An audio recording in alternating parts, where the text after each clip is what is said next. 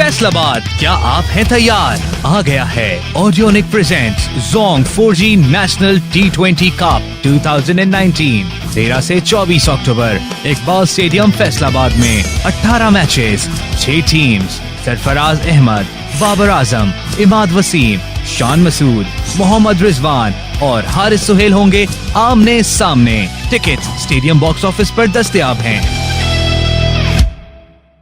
बिस्मिल्लाहिर्रहमानिर्रहीम। अस्सलाम नाज़रीन, नेशनल T20 कप के चौथे मैच में अवैज़ और बिस्मिल्लाह खान की धुआंधार मिस सेंचुरियों और अम्माद भट्ट की ऑलराउंड कारकर्दगी के बायस बलूचिस्तान की टीम ने सिंध की टीम को 52 रन के भारी मार्जिन से शिकस्त दे दी। हमारे नुमाइंदा खसूसी स्पोर्ट्स गुलाम दस्तीर हैदर के मुताबिक इवेंट के दूसरे रोज़ इकबाल स्टेडियम फैसलाबाद में खेले गए दूसरे मैच में बलूचिस्तान ने सिंध को 52 रन से शिकस्त दे दी।